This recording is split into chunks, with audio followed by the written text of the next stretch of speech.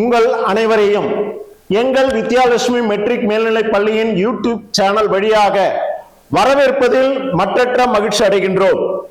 இன்று நாம் காண இருக்கக்கூடிய புத்தம் புதிய தலைப்பு 12ஆம் வகுப்பு இயல் 1 விரிவானம் என்று சொல்லக்கூடிய ஒரு தம்பி நெல்லையப்பருக்கு என்று சொல்லக்கூடிய ஒரு துணைப்பாட கட்டுரையை இந்த வகுப்புல நம்ம காண இருக்கின்றோம். வாங்க பார்ப்போம். யார் இந்த தம்பி நெல்லையப்பர்? பாரதியை விட 7 ஆண்டுகள் மிக இளையவர். அப்ப பாரதியார் எப்ப சார் பிறந்தாரு? 1882. அப்ப 7 ஆண்டுகள் இளையவர்னு சொன்னா அப்ப 1889 பிறந்த இந்த தம்பி நெல்லையப்பருக்கு எழுதப்பட்ட கடிதத்தினுடைய அமைப்பு என்ன, எதை பற்றி பேசுவது, இந்த கடிதம் எதை பற்றி பேசுவது அப்படின்றத விவரத்தை பத்தி இந்த விரிவானத்துல நம்ம விரிவாக பார்க்க இருக்கிறோம். சார், கடிதம்னு சொன்னாலே நமக்கு தெரிஞ்சதெல்லாம் 1 அலுவலக கடிதம், 2 உறவினர் கடிதம் இல்லையா? உறவினர் கடிதம் எழுதுவது எப்படி, அலுவலக கடிதம் எழுதுவது எப்படி அப்படின்றது தெரியும். இப்படி இந்த கடிதத்தின் வாயிலாக இலக்கியத்தை கொண்டு போய் சேர்க்க வேண்டும் என்பதற்காக இது போன்ற ஒரு விரிவானத்தை நம்ம தமிழக அரசு நம்ம 12ஆம் வகுப்பு பாடப்பகுதியில் கொடுத்திருக்காங்க. அந்த கடித அமைப்பு எப்படி, எதை குறித்து அப்படின்றத பத்தி இந்த வகுப்புல நம்ம பார்க்க இருக்கிறோம். பார்க்கறதுக்கு முன்னாடி நுழைவுன் என்ற செய்தியை இப்ப கொஞ்சம் நம்ம கவனிச்சுட்டு இதுல இருந்து ஒரு மதிப்பு வினாவாக என்ன கேட்பாங்க அப்படின்றத நம்ம பார்ப்போம். பாருங்க. உறவுக்கு, அறிவுறுத்தலுக்கு, வேண்டுதலுக்கு, வணிகத்திற்கு என்று கடிதங்கள் எழுதுகையில் அவற்றின் மொழியாட்சி மாறுபடுகிறது. அவற்றினுடைய மொழியாட்சி மாறுபடுகிறது. ஓகே, ஒவ்வொன்றுத்திலையும் அதனுடைய மொழியாட்சி மாறுபடுது. இப்போ உறவினர் கடிதம் அப்படின்னு சொன்னாலே நம்மளுடைய சொந்தங்களை உள்ள வைத்து கொண்டு அதற்கேற்றாப்புல மொழியாட்சியை கொண்டு வருவோம். அதே ஒரு அலுவலக கடிதமா இருந்தா ஒரு உயர் அதிகாரிக்கு ஏற்றாற் போல மொழியாட்சியை நம்ம பயன்படுத்துவோம். இப்படி உறவுக்கும், அறிவுறுத்தலுக்கும், வேண்டுதலுக்கும், வணிகத்திற்கும் என்று கடிதங்கள் எழுதுகையில் அவற்றின் மொழியாட்சி மாறுபடுகிறது. கடித வடிவில் சொல்ல வேண்டியவற்றை வெளியிடும் முறை உண்டு இல்லையா? எப்படி வேணும்னாலும் எழுதுறதில்ல, அது கேட்டாற் போல வெளியிடக்கூடிய முறை என்ன? கடிதங்களை இலக்கியமாக்கும் எழுத்தாளர்கள் மொழிக்கு அதன் வழியாக தனி அழகை உருவாக்கி தருகிறார்கள். அப்ப கடிதத்தின் வாயிலாக கூட இலக்கியத்தை கொண்டு போய் மக்களிடத்தில் சேர்க்க வேண்டும் என்பதற்காக இந்த புத்தம் புதிய ஒரு தலைப்புல நமக்கு இங்க கொடுத்திருக்காங்க. தனிப்பட எழுதும் கடிதங்களிலும் ஈர்க்கும் மொழியின் அழுத்தமான எண்ணங்களை தந்து அவற்றை பொதுவெளிக்கு உரியதாக்குபவர்களும் இருக்கிறார்கள். அந்த வரிசையில இங்க நம்ம பாடப்பகுதியில கொடுத்திருக்கக்கூடிய இந்த கடிதம் யாருடைய கடிதம் அப்படின்னு சொன்னா பாரதியார் தன்னை விட 7 ஆண்டுகள் இளையவரான சொல்லக்கூடிய பரளி சு நெல்லையப்பருக்கு எழுதப்பட்ட கடிதம் நம் பாடப்பகுதியில் வந்திருக்கு.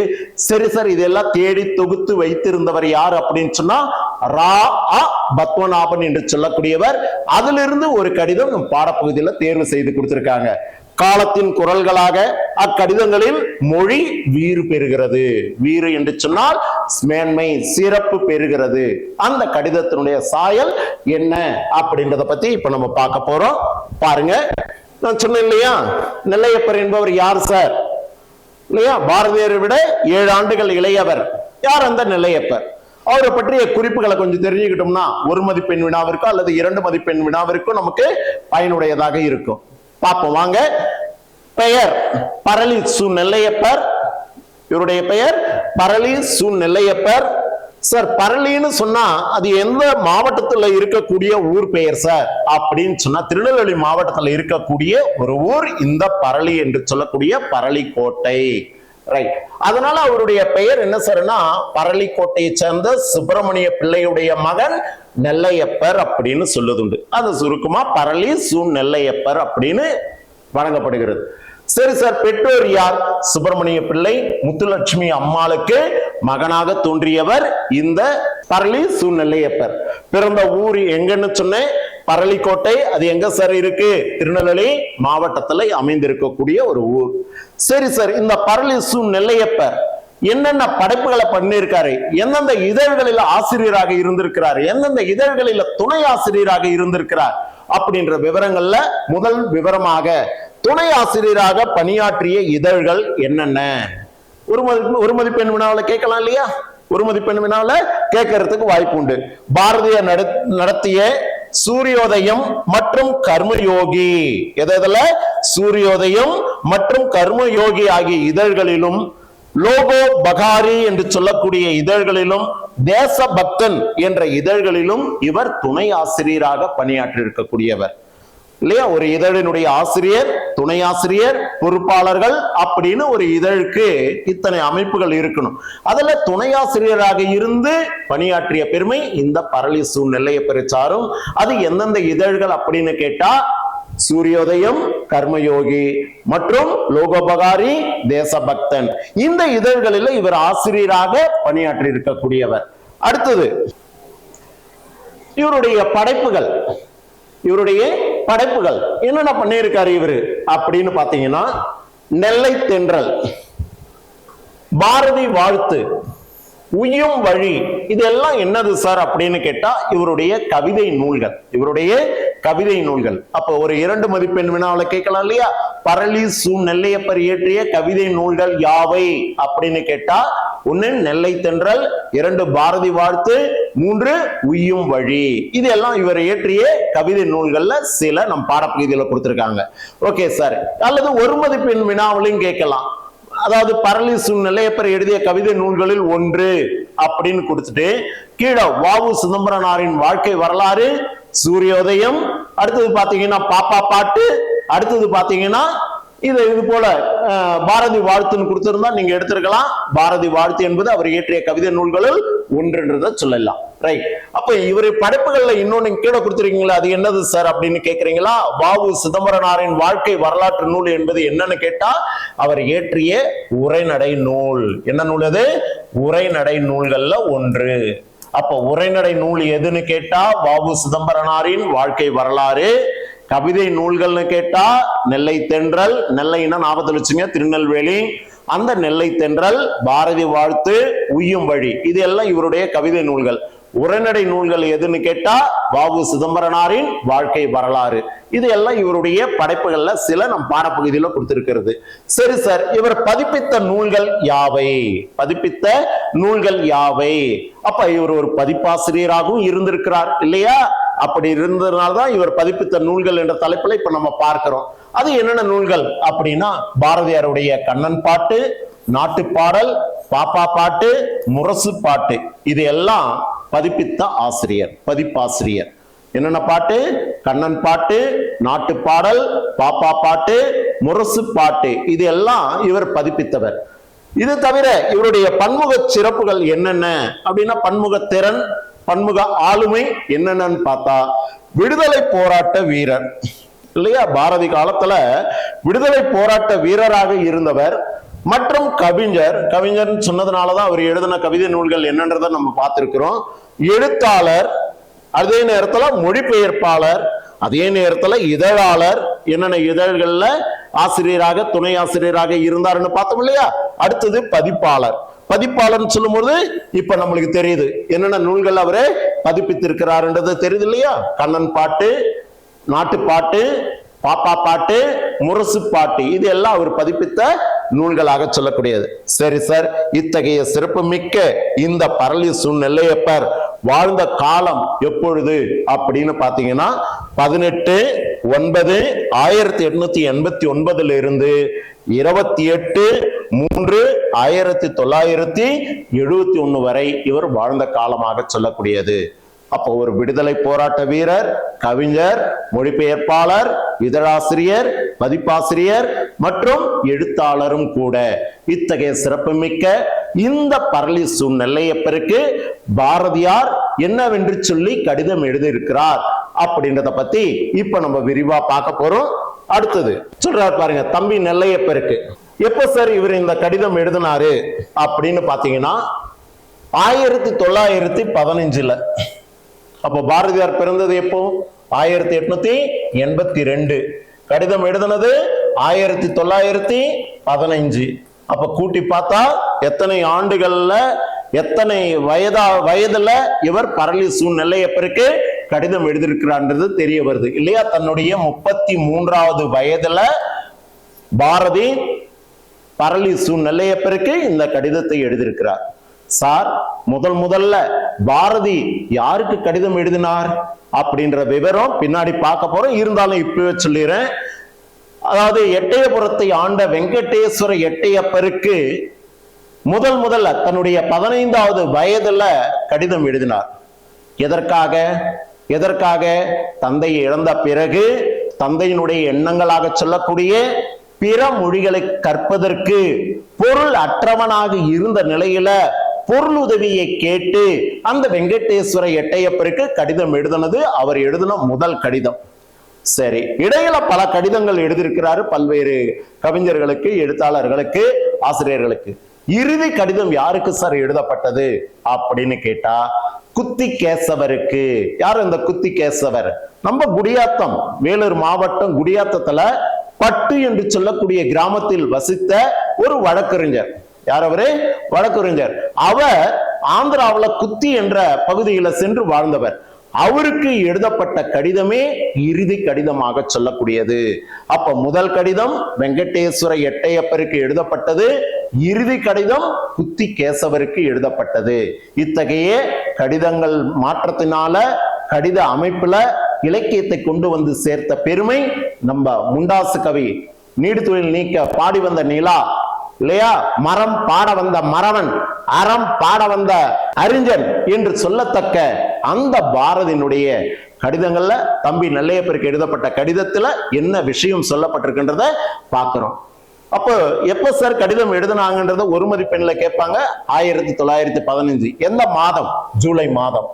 எத்தனாம் தேதி? 19ஆம் தேதி. எங்கிருந்து எழுதினாரு? புதுச்சேரியில இருந்து எழுதினார் இல்லையா. புதுச்சேரியில கவிதா மண்டலம் என்று சொல்லக்கூடிய ஒரு அமைப்பை ஏற்படுத்தி இருந்தார் அல்லவா, அந்த பகுதியிலிருந்து எழுதப்பட்ட ஒரு கடிதம். என்னன்னு சொல்றா பாருங்க. எனதருமை தம்பி ஆகிய ஸ்ரீ நெல்லையப்பரை பராசக்தி நன்கு காத்திடுக. ஏன்னா பராசக்தி மேல இவர் ஒரு ஆன்மீகவாதி இல்லையா. ஓம் சக்தி ஓம் சக்தி ஓம் பராசக்தி ஓம் சக்தி ஓம் சக்தி ஓம் என்று சொல்லக்கூடிய பாடலை பாடக்கூடியவர். அந்த பராசக்தி நன்கு காத்திடுக அப்படின்னு அருளாசி கொடுத்து கடிதம் எழுதுறாரு. என்னன்னு சொல்லி எழுதுறாருன்றத பாக்குற பாருங்க. தம்பி, மாதத்துக்கு மாதம், நாளுக்கு நாள், மாதத்துக்கு மாதம், நாளுக்கு நாள் நினது அறிவு வளர்ச்சி பெற்று வருவதை காண்கிறேன். உன்னிடத்துல அறிவு வளர்ச்சி பெற்று வருவதை நான் காண்கிறேன். எப்படி? நாளுக்கு நாளாக, மாதத்திற்கு மாதமாக உன்னுடைய அறிவு மேலும் மேலும் பெருகி வருவதை நான் காணுகிறேன் இல்லையா. நினது உள்ள கமலத்திலே, உள்ள கமலம், கமலம்னா மலர், தாமரை மலர், உள்ளமாகிய தாமரை மலர். அப்ப இந்த சொல் ஒரு உருவகப்படுத்தப்பட்டிருக்கு. இந்த சொல் உருவகப்படுத்தப்பட்டிருக்கு. அப்ப உருவகப்படுத்தப்பட்ட சொல் எதுன்னு கேட்டா உள்ள கமலத்திலே, அதே நேரத்துல இந்த இடத்துல ஞாயிற்றினுடைய கதிர்கள், இதெல்லாம் இந்த பேராகிராஃப்ல வரக்கூடிய சொற்கள் அனைத்துமே பாத்தீங்கன்னா அவர் உருவகப்படுத்தி பேசியிருக்கிறார். உருவகப்படுத்தி பேசியிருக்கிறார். அப்ப உள்ள கமலத்திலே பேரறிவாகிய உள் ஞாயிற்றின் கதிர்கள், கதிர் ஒளியை போல பிரகாசமான ஒளி விரைவிலேயே தாக்கி நினக்கு நல்லின்பம் உண்டாகும் என்றே கருதுகின்றேன். முதல்ல யாரையாவது நம்ம பேசுறோம் அப்படின்னு சொன்னா அவங்கள நயம்பட பேசி அதுக்கப்புறம் தான் சொல்ல வந்த கருத்தை அவங்க இடத்துல கொண்டு போய் சேர்த்தாதான் அது முழுமை அடையும். அதுபோலத்தான் இந்த இடத்துல பரளி சு நெல்லையப்பருக்கு பாரதி பராசக்தி நன்கு காத்திடுக என்று சொல்லி உன்னுடைய அறிவு நாளுக்கு நாள், மாதத்துக்கு மாதம் பெருகி வருவதை நான் காணுகிறேன் என்று சொல்லி உள்ள கமலத்திலேயே பேரறிவாகிய உள் ஞாயிற்றின் கதிர்கள் விரைவிலே தாக்கி நினக்கு நல்லின்பம் உண்டாகும்படி கருதுகிறேன் என்று சொல்லி வாழ்த்தி பேசுகிறார். இதோடு மட்டுமல்ல, இன்னும் சொல்றார் பாருங்க. நெஞ்சம் இலகி விரிவெய்த அறிவினிலே சுடர் ஏறுகிறது. நெஞ்சம் இலகுதான் இன்னொன்னு என்ன தெரிஞ்சுக்கணும், இன்னும் என்ன தெரிஞ்சுக்கணும் அப்படின்ற ஒரு எண்ணம் பிறக்கும். ஆணவமாக இருந்தால், அகங்காரம் கொண்டு காணப்பட்டால் அறிவு பெருகாது. இலகிய மனமாக இருந்தால் இன்னும் நிறைய விஷயங்களை தெரிந்து கொள்ள வேண்டும் என்ற உணர்வு தோன்றும். அதனால இவர் என்ன சொல்றாரு? நெஞ்சம் இலகி விரிவெய்த அறிவினிலே சுடர் ஏறுகிறது. அறிவினிலே சுடர் ஏறுகிறது அப்படின்னா இன்னும் அறிவு பெருகும் அப்படின்னு சொல்றாரு. நம்மிலும் எளியாருக்கு அப்படின்னா நம்மை விட அறிவில் குறைந்தோருக்கு, அல்லது நம்மை விட வலிமையில் குன்றியோருக்கு, நம்மை விட அறிவில் குன்றியோருக்கு நாம் இறங்கினா கருணை கொண்டு இல்லையா, இரக்கத்தோடு அவர்களை நமக்கு நிகராக செய்துவிட வேண்டும் என்று பாடுபடுதலே நாம் வலிமை பெறுவதற்கு வழியாகும். அப்படி இருந்தால் மட்டும்தான் நாம் வலிமை பெற முடியும், அறிவாலையும் சரி உடலாலையும் சரி இல்லையா. அவர்களை நமக்கு நிகராக செய்துவிட வேண்டும் என்று பாடுபடுதலே நாம் வலிமை பெறுவதற்குண்டான வழியாகும். நாம் மட்டும் அறிவுடையவனாக, நாம் மட்டும் வலிமை உடையவனாக இருந்தால் மட்டும் போதாது, நம்மை விட மெலியவரையும் நமக்கு நிகராக கொண்டு வருதலே வழியாகும், வெற்றியாகும் அப்படின்னு சொல்றாரு. அடுத்தது, இந்த கடிதத்தின் மூலமாக 2 செய்தியை மக்களிடத்துல கொண்டு போய் சேர்க்கும்படி பாரதி தம்பி நெல்லையப்பருக்கு சொல்றாரு. அதில் முதல் விஷயமாக நம்ம பார்க்க இருக்கக்கூடியது மொழிப்பற்று இல்லையா. இலக்கியங்களின் வாயிலாக மொழியை கொண்டு செல்வதை போல இல்லையா, கடிதத்தின் வாயிலாக கூட இந்த மொழியை மக்களிடத்துல கொண்டு போய் சேர்க்கணுன்றதுக்காக இந்த கடித பாங்கு நம்ம பாடப்பகுதியில் கொடுத்திருக்காங்க. மொழிப்பற்று. அப்ப இதுல ஒரு நெடுவினா உங்களுக்கு உண்டு. என்னன்னு கேட்பாங்க, பாரதி தம் கடிதம் வாயிலாக வெளிப்படுத்திய மொழிப்பற்று மற்றும் சமூக பற்றினை விளக்குக, மொழிப்பற்று மற்றும் சமூக பற்றினை விளக்குக அப்படின்னு கேட்பாங்க. இதுவரைக்கும் நான் சொன்னது தம்பி நெல்லையப்பருக்கு எப்படி உந்துதல் சக்தியை கொடுப்பதற்காக சொல்லதோ அதையெல்லாம் இப்போ மொழிப்பற்று என்ற துணை தலைப்புகள்ல நம்ம பார்க்க போறோம். மொழின்னு சொன்னாலே தன்னுடைய தாய்மொழியாக சொல்லக்கூடிய தமிழ் மொழியை பற்றி இங்க பேச போறாரு. என்ன சொல்றாரு பாருங்க.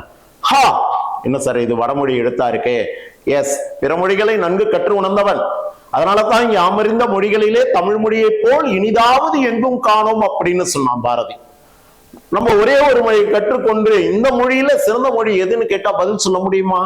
முடியாது. அவன் 18க்கும் மேற்பட்ட மொழிகளை அறிந்திருக்கக்கூடியவன், அதனால தான் யாமறிந்த மொழிகளிலே தமிழ் மொழி போல் சிறந்தது வேறெங்கும் இல்லை என்று சொன்னார். அதனால இது போன்ற மொழிகளை கையாண்டு இருக்கிறார் அவர். ஹா, உனக்கு இந்தி மராட்டி முதலிய வடநாட்டு பாஷைகள், இந்தி மராட்டி மற்றும் வடநாட்டு பாஷைகள் உனக்கு நன்கு தெரிந்திருக்கும் இல்லையா. பல மொழிகளை பாரதியார் போலவே பரளி நெல்லையப்பரும் பல மொழிகளை அறிந்திருக்கக்கூடியவர். அப்ப அந்த மொழிகளிலே எந்த ஒரு கவிஞன், எந்த ஒரு எழுத்தாளன், எந்த ஒரு பதிப்பாளர் என்னென்ன செய்திகளை மக்களுக்கு நல்ல செய்திகளை அறிவித்திருக்கிறார்களோ தெரிவித்திருக்கிறார்களோ அதையெல்லாம் கொண்டு வந்து தமிழ்நாட்டின் கண் இருக்கக்கூடிய மக்களுக்கு கொண்டு போய் சேரு. எந்த மொழியில? தாய்மொழியாக சொல்லக்கூடிய தமிழ் மொழியில கொண்டு போய் சேருன்னு சொல்றாரு. அதற்காக தான் இந்த விஷயத்தை சொல்ல வராரு. அப்ப மொழிப்பற்று குறித்த செய்தி என்னன்றத பாருங்க. உனக்கு இந்தி மராட்டி முதலிய வடநாட்டு பாஷைகள் தெரிந்திருந்து அந்த பாஷைனா மொழின்னு அர்த்தம், பத்திரிகைகள் என்ன அற்புதமான புதுமை பெற்றுள்ளன என்பதை நேரடியாக தெரிந்து கொள்ள முடியுமானால் தமிழ்நாட்டிற்கு எத்தனை நன்மை உண்டாகும் இல்லையா. இது போன்ற கவிஞர்களால, எழுத்தாளர்களால, பதிப்பாளர்களால, மொழிபெயர்ப்பாளர்களால தான் மொழியை கொண்டு போய் சேர்க்க முடியும். அந்த அடிப்படையில பாரதி நெல்லையப்பருக்கு கடிதம் எழுதுறாரு. உனக்கு பல மொழிகள் தெரிந்திருக்கலாம், அந்த மொழிகளிலே படைப்புகள் பல வெளிவந்திருக்கலாம், அவற்றையெல்லாம் தமிழ் மொழியில மொழிபெயர்த்து தமிழ்நாட்டு மக்களுக்கு கொண்டு போய் சேர் அப்படின்னு சொல்றாரு. தனி ஒருவனாக தான் மட்டும் இயங்கினால் போதாது இல்லையா, அத்தனை பேரும் ஒன்றிணைந்தால் மட்டும்தான் மொழி பெருமை அடையும் அப்படின்றதுக்காக தன்னை விட இளையவராக சொல்லக்கூடிய பரளி நெல்லையப்பருக்கு கடிதம் எழுதியிருக்கிறார். அடுத்ததுல சொல்றார் பாருங்க, இதுவும் மொழிப்பற்று என்ற தலைப்பிலேயே வரக்கூடிய செய்தி. தமிழ் தமிழ் என்று எப்போதும் தமிழை வளர்ப்பதே கடமையாக கொள்க. எங்கும் தமிழ் எதிலும் தமிழ் அப்படின்னு சொல்வதை போல தமிழ் தமிழ் தமிழ் என்று எப்போதும் தமிழை வளர்ப்பதையே கடமையாக கொள்க. ஆனால் புதிய செய்தியோட, புதிய புதிய யோசனையோட, புதிய புதிய உண்மையோட, புதிய புதிய இன்பத்தோட அவற்றையெல்லாம் தமிழ்ல ஏறிக்கொண்டே போக வேண்டும் என்று சொல்றார். என்ன சொல்றாரு?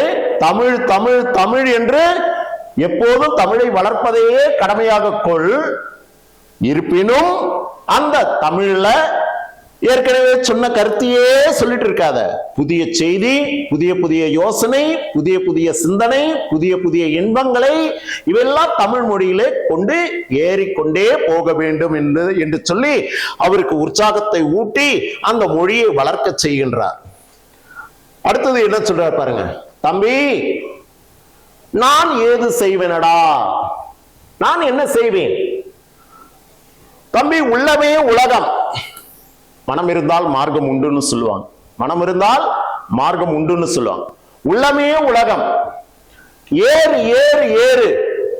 எங்கே? மேலே மேலே மேலே. அறிவு இன்னும் மேலே மேலே ஏறிக்கொண்டே செல்ல வேண்டும். நிற்கும் நிலையிலிருந்து கீழே விழாதபடி, நிற்கும் நிலையிலிருந்து கீழே விழாதபடி கயிறுகள் கட்டிக்கொண்டு பிழைக்கும் மூடர்களை கண்டு வயிறு குலுங்க சிரி என்று சொல்றார். அப்படின்னா என்ன? குண்டு சட்டியிலேயே குதிரை ஓட்டி கொண்டு இருக்கக்கூடிய நிலைமைகளை கண்டு சிரி என்றார். இப்படிப்பட்ட மக்களை கண்டு சிரி என்றார். அப்ப அந்த உலகத்தை தாண்டி இன்னும் என்ன இருக்கு அப்படின்னு அறிந்து இந்த வெளி உலகத்திற்கு செல்ல அறிவை வளர்த்து கொள்ள வேண்டும் என்று எழுது அப்படின்னு சொல்றார். இப்படி நிற்கும் நிலையிலிருந்து கீழே விடாதபடி கயிர்கள் கட்டி வைத்துக் கொண்டு பிழைக்க முயற்சி பண்ணும் பழங்காலத்து மூடர்களை கண்டு உடல் குலுங்க சிரி அப்படின்னு சொல்ற.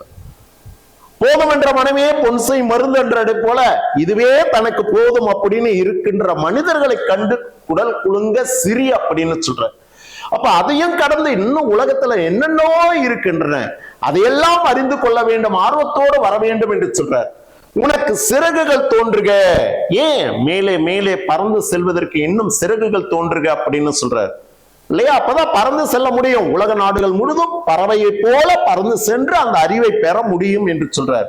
அதனால உனக்கு சிறகுகள் தோன்றுக, பறந்து போ, பற பற, மேலே மேலே மேலே அப்படின்னு இவை அனைத்தும் பாரதி தம்பி நெல்லையப்பர் வாயிலாக மொழி பற்றினை உணர்த்துகின்ற செய்தி. இன்னும் சில செய்திகள் இருக்கு, அது என்னன்றதை இப்ப பார்க்க போறோம். ஓகே, இப்ப சொன்னதெல்லாம் உங்களுக்கு புரிஞ்சிருக்குன்னு நினைக்கிறேன். பாருங்க, அடுத்தது என்ன சொல்றாரு பாருங்க.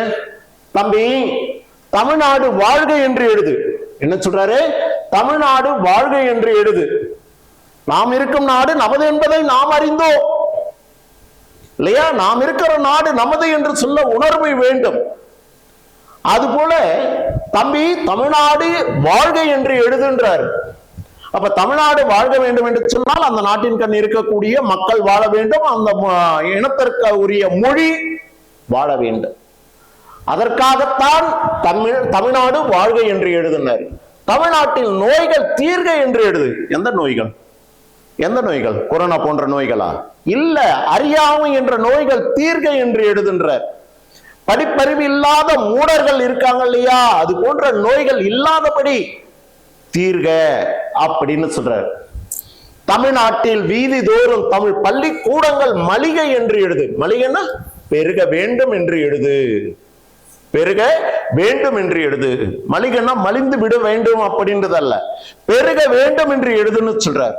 வீதி தோறும் இல்லையா, 2 கிலோமீட்டருக்கு ஒரு தொடக்க பள்ளி, 3 கிலோமீட்டருக்கு ஒரு உயர்நிலை பள்ளி, 5 கிலோமீட்டருக்கு ஒரு நடுநிலை பள்ளி இப்படின்னு உருவாக்கப்பட்டிருப்பதை போல வீதி தோறும் தமிழ் பள்ளிக்கூடங்கள் மளிகை என்று எழுது அப்படின்னு சொன்னார். இதுவும் மொழி பற்றில வரக்கூடியதுதான்.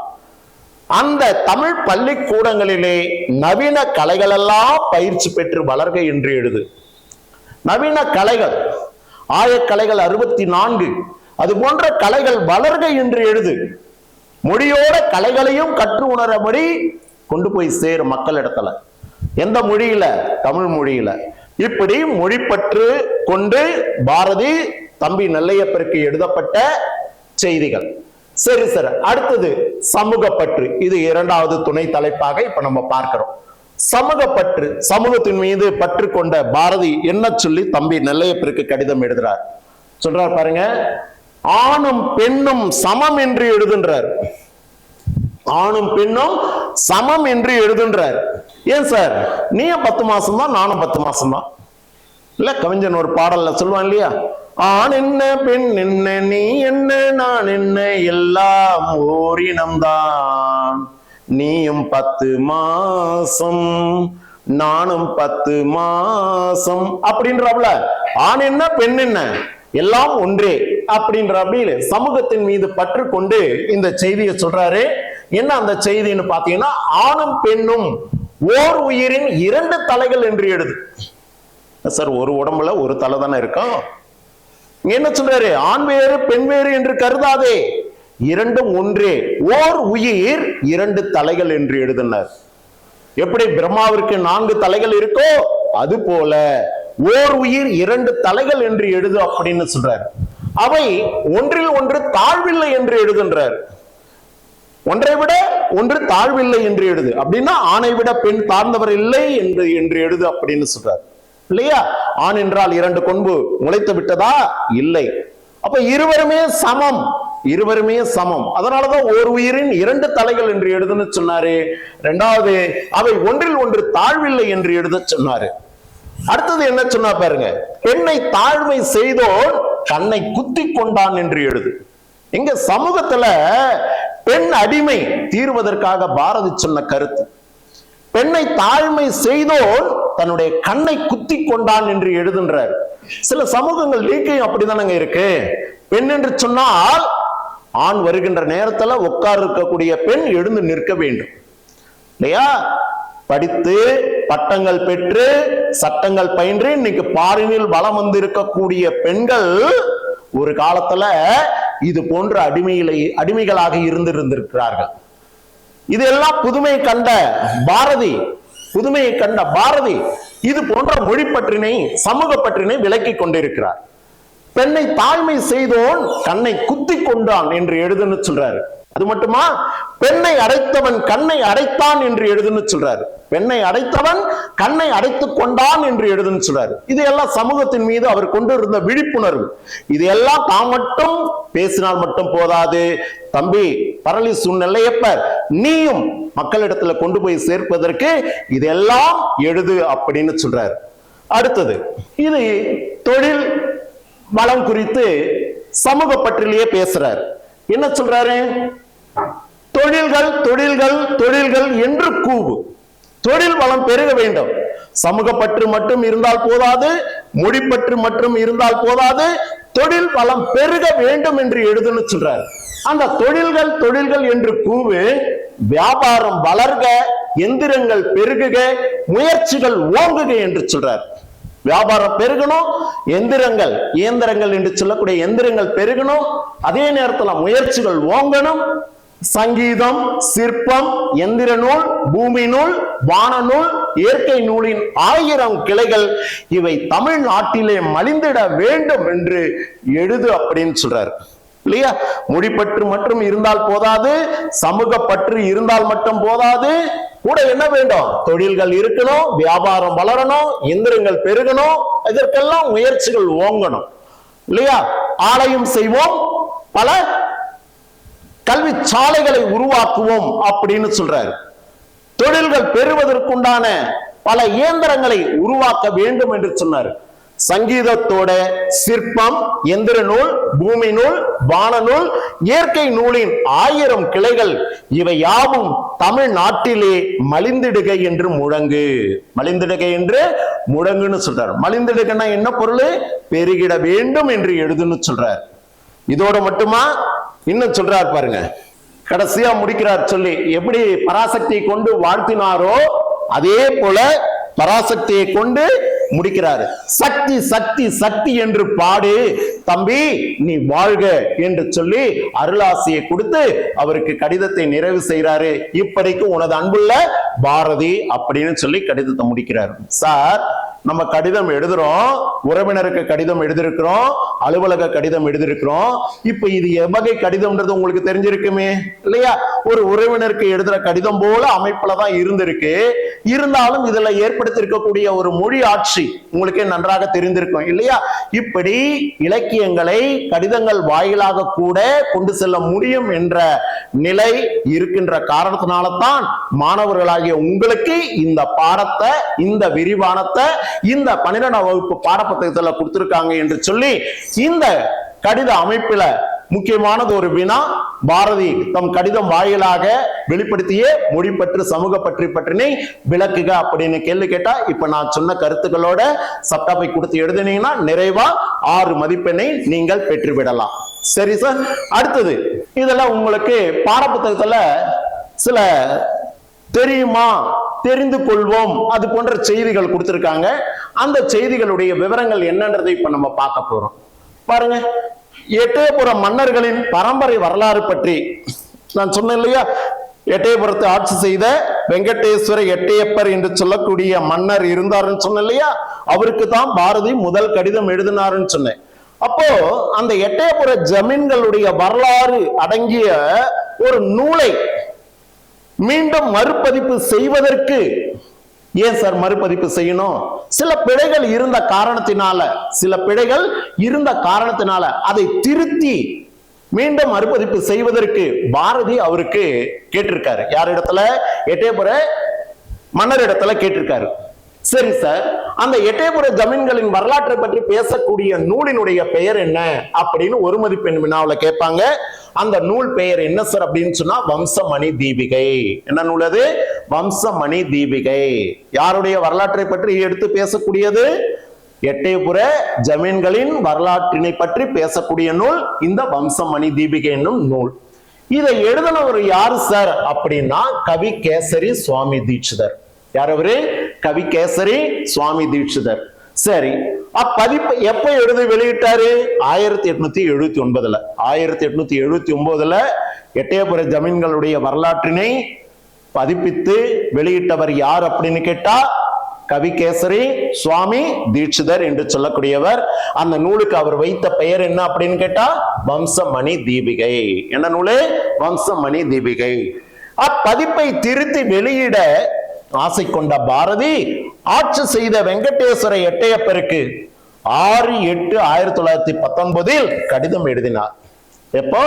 1919 6ஆம் தேதி 8ஆம் மாசம் கடிதம் எழுதினார். அரசே, ஜமீன்களுடைய வரலாற்றை எடுத்து இயம்புகின்ற அந்த வம்சமணி தீபிகை என்று சொல்லக்கூடிய நூலில் சில பிழைகள் இருக்கு, அதை திருத்தி செய்து மறுபதிப்பாக வெளியிடுவதற்கு எனக்கு வாய்ப்பு கொடுங்கள் என்று கேட்டதற்கு இணங்க வெங்கடேஸ்வர எட்டப்பர் அந்த வாய்ப்பு அவருக்கு கொடுத்தாரா அப்படின்னா இல்லை, மறுப்பு தெரிவிக்கப்பட்டது. பலவிதமான குற்றங்களுடைய அந்நூலை நல்ல இனிய தமிழ் நடையில் அமைத்து தருவேன், எனக்கு ஒரு வாய்ப்பு கொடுங்க அப்படின்னு கேட்டாரு பாரதி. ஆனால் அவர் ஆசை நிறைவேறவில்லை. ஏன்னா மன்னர் கொடுக்கல. அந்த வாய்ப்பு வேறொரு நபருக்கு கிடைத்தது. அவர் யாரு சார்? அவர் யாரு? இலசை மணி என்று சொல்லக்கூடிய யார் அவரு? இலசை மணி. அவருக்கு அந்த வாய்ப்பு கொடுக்கப்பட்டு அந்த வம்சமணி தீபிகை என்ற நூலின் மூல வடிவம் மறுபதிப்பாக இலசைமணி என்பவரால் 2008 அப்படியே வெளியிடப்பட்டது. 2008 அப்படியே வெளியிடப்பட்டது. பிழை திருத்தம் நீக்கப்படவில்லை. அப்ப அந்த பிழை அப்படியே இருந்து மறுபதிப்பாக வெளியிடப்பட்டது. பாரதி கேட்டும் வெங்கடேஸ்வர எட்டையப்பர் அதை மறுப்பு தெரிவித்திருக்கிறார். சரி சார், இது ஒரு செய்தி. அப்ப இதுல முக்கியமானது ஒரு மதிப்பெண் வினா என்னன்னு கேட்டா, வெங்கடேஸ்வர எட்டையப்ப ஜமீன்களுடைய வரலாற்றுன்னு எடுத்து சொல்லும் நூல் எதுன்னு கேட்பாங்க? வம்சமணி தீபிகை. அது எழுதுனது யாருன்னு கேட்டா கவி கேசரி சுவாமி தீட்சிதர். எந்த ஆண்டுன்னு கேட்பாங்க? 1879. சரி, மறுபதிப்பு எப்ப வெளிவந்தது அப்படின்னு கேட்டா 2008. யார் அந்த மறுபதிப்பு செய்தது அப்படின்னு கேட்டா இலசை மணி என்று சொல்லக்கூடியவர். இது ரெண்டும் ஒரு மதிப்பெண் வினாவா உங்களுக்கு இடம்பெறும். அடுத்தது நான் சொன்னேன் இல்லையா, முதல் கடிதம் யாருக்கு எழுதப்பட்டது பாருங்க. ஐயே நின் அருளே கதி என்று கடிதம் எழுதுறாரு. வெங்கடேஸ்வர எட்டையப்பருக்கு கடிதம் எழுதுறாரு. அவர் எழுதின முதல் கடிதம் என்ன சொல்றாரு பாரு. ஐயே, ஐயனா தலைவனே, அரசே, அரசனே, நின் அருளே அருங்கதி என, உன்னுடைய அருளே அருங்கதி என நான் இவ்விடம் வந்துள்ளேன். உய்யே இவன் வந்துற்று. இவன்னா இந்த இடத்துல இங்கு, இப்படிக்கு, இங்கு அல்லது இப்படிக்கு, இவ்வாறு அப்படின்னு அர்த்தம். இப்படிக்கு நான் இங்க வந்துற்றேன், உம்மிடத்துல நான் வந்திருக்கின்றேன். என் தந்தையார் யாரு? யாரு? சுப்பிரமணிய ஐயரா? இல்ல, பாரதியுடைய இயற்பெயர் என்ன? பாரதியாருடைய இயற்பெயர் என்ன? ரைட். அப்போ என் தந்தையார் என்னையும் புறமொழி கற்க வென்று இயம்புவர். புறமொழின்னு தமிழோடு இன்னும் பல மொழிகளை கற்க வேண்டும் என்று இயம்புவர். என்னை யான் செய்குவது என்று தமிழ் கற்பீனோ, நான் என்ன செய்வேன்? அந்த புறமொழியை எவ்வாறு கற்பேன்? பின்னை ஒருவரும் பேணார் ஆதலின், பேணார்னா போற்றி பாதுகாப்பதற்கு இல்லையா, பொருள் கொடுத்து உதவுவதற்கு ஒருவரும் இல்லை எனில் கண்ணை யான் அம்மொழி கற்க துணிந்தனன். கண்ண யான் அம்மொழி கற்க துணிந்தனன். அதனால அந்த மொழியை கற்க துணிந்தனன், எனினும் கைப்பொருள் அற்றான் கற்பது எவ்வகை. கையில பொருள் இல்லாதவனாக இருக்கின்ற நான் அம்மொழியை கற்பது எவ்வாறு, அம்மொழியை கற்பது எவ்வாறு. அதனால் பொருள் உதவி கேட்டு நான் உனக்கு கடிதம் எழுதுகின்றேன், பொருள் உதவி கொடுத்து எனக்கு தந்தையுடைய விருப்பத்தை நிறைவேற்றுவீராக அப்படின்னு இவர் எழுதின இறுதி கடிதம் இங்கே கொடுக்கப்பட்டுள்ளது. அப்போ இவர் எழுதின முதல் கடிதம் இது. அடுத்தது இவர் எழுதின கடிதம் யாருக்கு இறுதி கடிதம் அப்படின்னு சொன்னேன். யாருக்கு எழுதப்பட்டது? குத்தி கேசவர் என்று சொல்லக்கூடிய ஒரு வழக்கறிஞருக்கு எழுதப்பட்ட கடிதம். ஓகே, இந்த கடிதத்தின் வாயிலாக இலக்கியங்களை கொண்டு போய் சேர்க்க முடியும் என்பது பாரதியாருடைய கனவு. அந்த கனவு நினைவாக்கப்பட்டு இன்று உங்கள் முன்பாக கொடுக்கப்பட்டுள்ளது. இந்த பாடத்தை மிக எளிமையாக கற்று நீங்களும் நிறைவான மதிப்பெண் பெறுவதற்கு மனமார்ந்த வாழ்த்துக்கள். நன்றி, வணக்கம்.